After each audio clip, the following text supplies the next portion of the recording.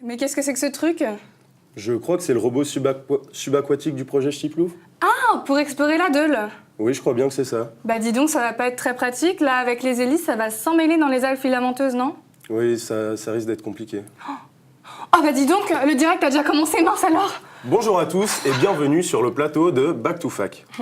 Alors nous sommes là aujourd'hui pour vous parler d'un projet coup de cœur de la FGES, qui est le projet Ch'tiplouf. Nous accueillons tout d'abord Florent Lamiot, qui est là pour nous parler du projet dans ses détails. Adélie va ensuite venir nous parler de l'organisation du projet. Et enfin, Kylian va nous parler du financement à travers le crowdfunding. Bonjour Florian. Bonjour. Alors, est-ce que tout d'abord, vous pourriez nous parler de votre parcours ? Alors j'ai une triple formation, à la fois scientifique et puis d'histoire de l'art et d'art plastique. Donc j'ai aussi été designer, dessinateur, illustrateur et je suis un peu photographe. D'accord. Mais sinon, depuis 25 ans, principalement, je m'intéresse à l'environnement. Et quel est le lien? Donc on a vu le film Les Secrets de la Deule. Quel est le lien avec Thomas Lemoine du coup? Thomas Lemoine est co-réalisateur du film. Et donc ça, lui, il est tout jeune, il sort de formation. Et il a une formation en cinéma d'animation. Et voilà, il a fait ses preuves dans le film. D'accord. Et en ce qui concerne le projet Ch'tiplouf, est-ce que vous pouvez nous en parler un petit peu, nous détailler comment cela fonctionne? Alors l'idée, c'est qu'il y a un tas de gens dans le monde qui essaient d'observer la biodiversité subaquatique, en mer et en eau douce.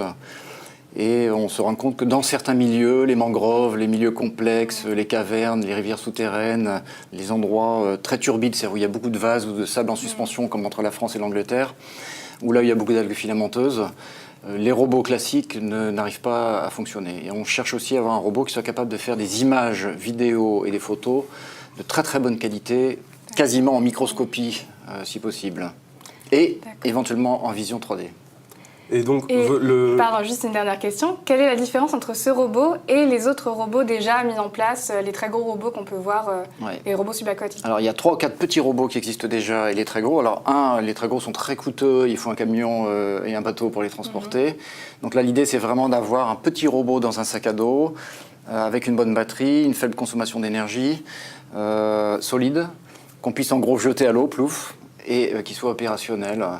Donc ça, c'est vraiment sa principale vertu. Sinon, l'idée, c'est qu'on puisse aussi lui adjoindre des petits modules qui permettent d'associer à chaque image ou à chaque vidéo des données ou des métadonnées supplémentaires, par exemple la profondeur, la température, la pollution. Voilà. Et donc, en regardant une image, on a une donnée sur le contexte. C'est ce qui en fait donc un projet unique. Oui. Et donc, nous parlerons du financement tout à l'heure, mais votre rêve absolu selon la somme récoltée, en quelque sorte, votre objectif ultime, quel est-il? Ce ne sera pas effectivement le premier prototype, mais c'est un robot qui soit capable de passer là où les autres ne passent pas. Donc il pourrait être biomimétique et travailler un petit peu comme un animal, changer de forme par exemple pour entrer dans une fente et puis se reprendre sa forme normale derrière. Il serait éventuellement sans fil pour certaines missions. C'est-à-dire qu'on peut lui commander une mission. Exactement, c'est une version drone subaquatique. Et il devrait être capable, par exemple, de se passer d'hélice au moins à un certain moment pour justement ne pas être coincé dans les algues filamenteuses, ce qui a été le cas des premiers essais qu'on a fait. Ah oui, d'accord. Vous nous avez amené ce livre. Est-ce que vous pouvez nous en parler? Oui, alors le projet s'inscrit en fait dans un projet qui est plus vaste d'inventaire général de la biodiversité, qui est mondial, sous l'égide de l'ONU, en France, sous l'égide du Muséum d'histoire naturelle. Et on a commencé à faire un inventaire de la biodiversité subaquatique pour le bassin versant de l'Escaut. Donc il y a 20 plongeurs qui ont fait ce travail-là en Belgique. 2 ou 3 avec la Maison de l'eau à Roubaix qui inventorie le canal de Roubaix. On a trouvé des choses intéressantes aussi. Et puis pour l'instant, moi avec la ville de Lille, je travaille sur la partie Deule, Moyenne Deule, où il y a 40 ans, on était sur un des cours d'eau les plus pollués du monde. Ah oui. Et où, par miracle, sur une petite section et quelques petits points là où il y a de l'eau propre qui revient pour plusieurs raisons, on voit réapparaître des espèces qui avaient disparu, des éponges d'eau douce, des moules, des choses vraiment spectaculaires, des bancs de poissons hallucinants. Et par exemple, on a ramené un petit échantillon. Qu'est-ce que cet escargot? Là, vous avez sous les yeux le seul escargot au monde qui, au lieu de pondre des œufs, fait des bébés. Et donc là, en fait, les petits sont les bébés qui ont été trouvés dans la coquille de la mer, que nous n'avons pas tuée. En fait, elle a été tuée par d'autres gens involontairement. Et donc, l'idée, c'est que, par exemple, le robot puisse filmer cet escargot en train de se reproduire, ce qui n'a jamais été fait. On ne sait pas exactement, en fait, comment, par exemple, les jeunes se nourrissent dans la coquille de la mer. Et donc on voudrait pouvoir aussi faire des découvertes scientifiques. Donc c'est un projet de sciences participatives. On a 10 universités qui sont près de la Deûle. On a tous les étudiants qui sont ici qui sont à moins d'1 kilomètre de la Deûle. En 5 minutes, en fait, on peut aller tester le robot et faire des essais. Très bien. Très bien. Merci. Bien maintenant, on va peut-être revenir sur quelques images de votre film Les secrets de la Deûle pour que les gens puissent un petit peu voir à quoi cela ressemble et à quoi les images du futur robot pourront aboutir. Et vous allez pouvoir les commenter.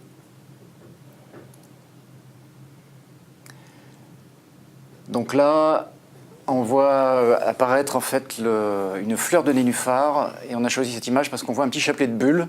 Donc c'est de l'oxygène pur en fait. Et depuis que les plantes sont là, la qualité de l'eau s'est améliorée, la quantité de poissons en biomasse a été multipliée localement, je dis bien localement, par 10 ou 100.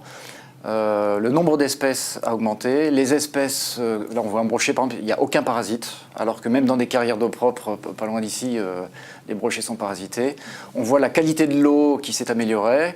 On voit des espèces comme celle-ci qui avaient disparu peut-être depuis 100 ou 200 ans, qui filtrent l'eau. Là, c'est une cristatelle. Voilà un autre exemple de bryozoaire. Chaque petit point blanc, c'est une bouche. Un autre exemple d'hydrozoaire de la famille des méduses qui filtre l'eau en permanence.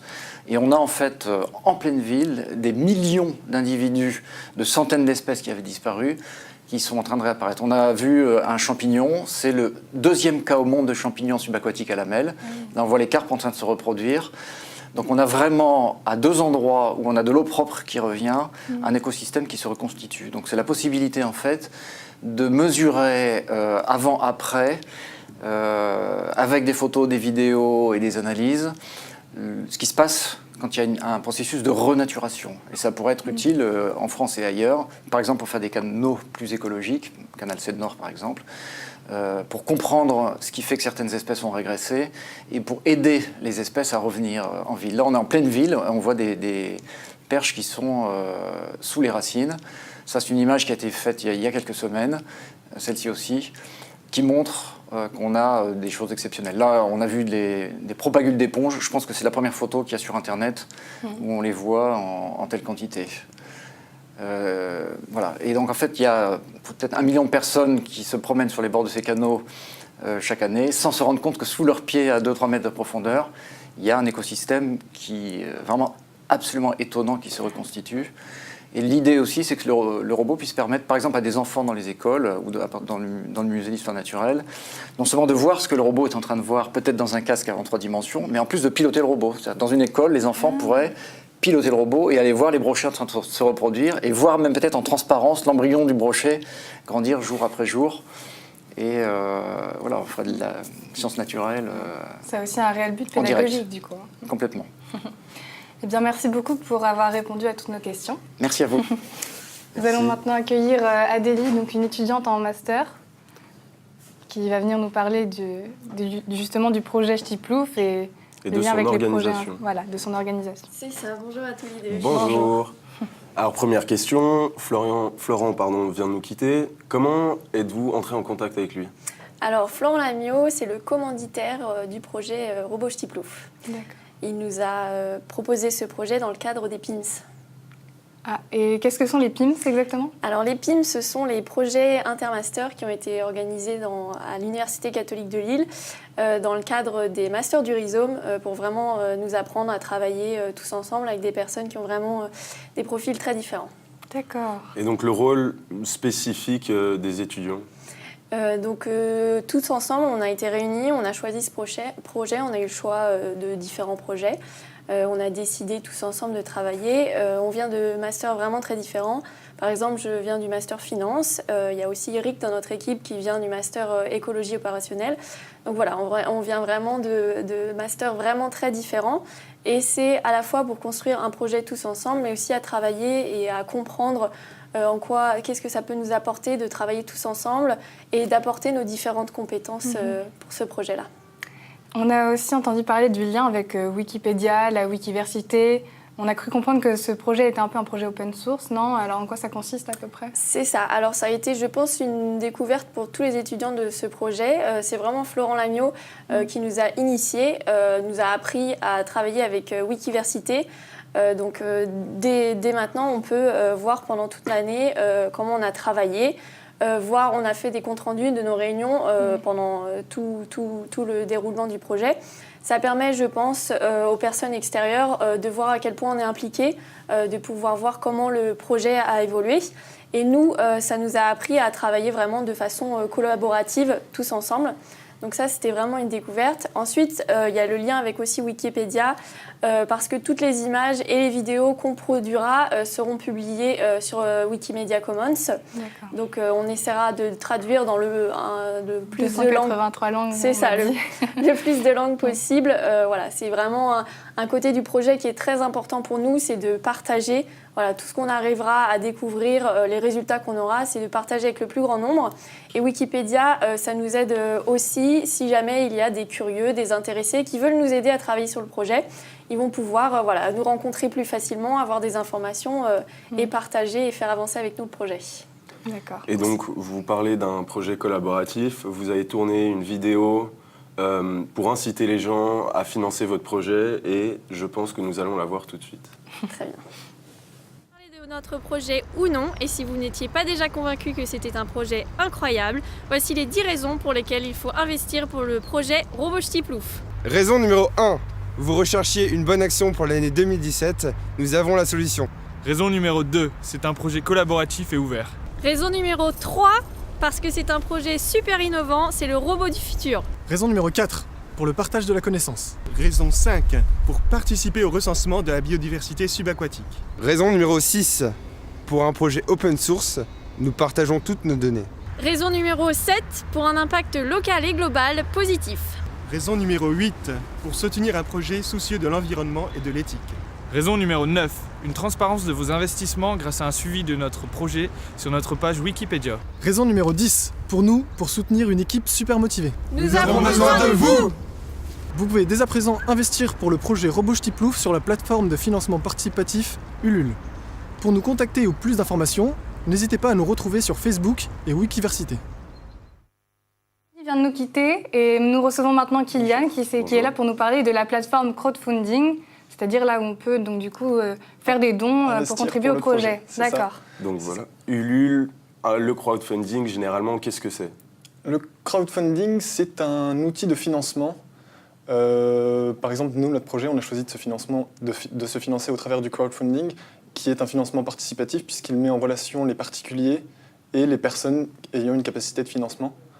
C'est un fonctionnement assez particulier puisque, en général, celui qui propose un projet doit atteindre un objectif financier ou quantitatif pour obtenir le financement souhaité sur les plateformes de crowdfunding. Et il y en a de toutes sortes. Et nous avons choisi Ulule. Et par exemple, dans notre plateforme, il y a 8% de commission pour la plateforme. Il y a des règles à respecter. On a un suivi particulier provenant de la plateforme pour tous les projets. Tous les projets sont suivis par Ulule, par exemple, ce qui leur donne un taux de succès assez impressionnant en comparaison avec les autres plateformes, par exemple. Très bien.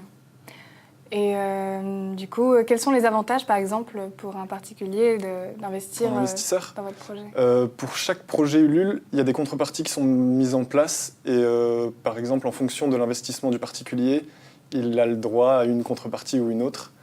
Les contreparties sont là pour inciter les investisseurs, mais aussi pour fidéliser et crédibiliser aussi le projet vis-à-vis des investisseurs. Puisque il n'y a pas de relation entre l'investisseur et le projet. C'est donc une forme de confiance qui se crée entre les deux. Un dernier mot peut-être pour convaincre ceux qui nous regardent d'investir. Notre projet Ulule arrive dans cette dernière ligne droite. Il nous reste un peu moins de 20 jours et nous en sommes à un peu moins de 5 000 €. Nous avons dépassé la moitié, mais il reste moins de la moitié du temps pour obtenir l'autre moitié, ce qui est donc très important et primordial pour la réussite de ce projet. Je vous invite donc à nous soutenir tous très particulièrement et vous aurez le lien de la plateforme Ulule logiquement sur la page Facebook du projet. D'accord. Merci beaucoup, Kylian. Merci à vous. Alors, merci beaucoup Kylian pour avoir répondu à toutes nos questions. Nous allons donc terminer ce Back to Fac ainsi. Et merci à tous de nous avoir écoutés. Nous nous retrouverons bientôt pour un prochain Back to Fac. Merci.